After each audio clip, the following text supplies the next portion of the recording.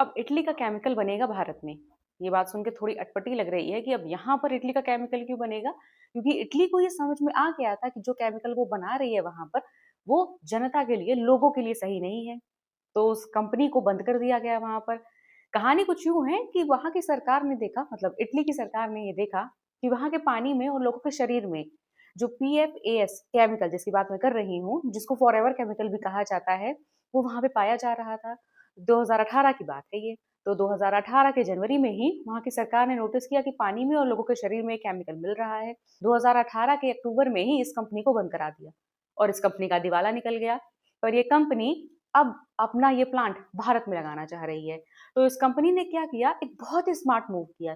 इस अब ये कंपनी 2021 में अपने सारे मशीनें और सारी सामान ये भारत को बेच रही है। अब भारत में ये फैक्ट्री लगने वाली थी महाराष्ट्र में, लेकिन यहाँ के लोगों को पता चला जब इसके बारे में, तो लोगों के बीच हलचल मच गई कि अब ये फॉरएवर केमिकल यहाँ बनाया जाएगा। अब सबसे बड़ी बात तो ये है कि इसको फॉरएवर केमिकल कहा क्यों जा रहा है?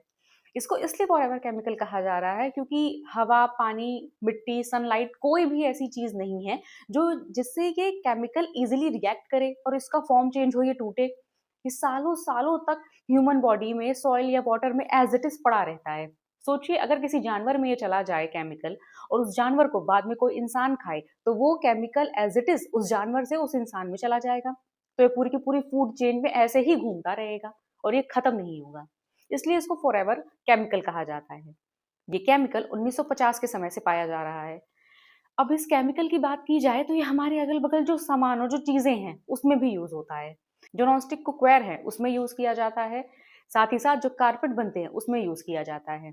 और भारत में ये केमिकल ऑलरेडी पाया गया है, जैसे गंगा की नदी में थोड़े बहुत मात्रा पाई गई इसकी। साथ ही साथ जो पहाड़ है उनकी स्नो में भी इसकी मात्रा पाई गई। अब ये इतना हानिकारक क्यों है? क्योंकि ये शरीर के लिए बहुत घातक है। इससे किडनी का कैंसर हो सकता है, लीवर डैमेज हो सकता है, इम्यून सिस्टम खराब हो सकता है। जो प्रेग्नेंट वुमेन है उनके लिए ये बहुत हानिकारक है। लेकिन ये कंपनी इतना हानिकारक केमिकल बनाने के लिए भारत में आ कैसे गई, अगर इसको इटली में बैन किया गया था? क्योंकि भारत में पीएफएस को लेकर कोई रूल और रेगुलेशन अभी तक है ही नहीं।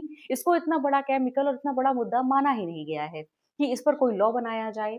लेकिन सरकार को अभी सोचना होगा कि कोई भी केमिकल इजीली ऐसे भारत में आके बनना ना शुरू हो जाए। इस पर आपकी क्या राय है? अपनी राय मुझे कमेंट बॉक्स में जरूर दीजिएगा और अगर वीडियो अच्छी लगी हो तो वीडियो को लाइक और चैनल को सब्सक्राइब भी जरूर करिएगा। Thank you.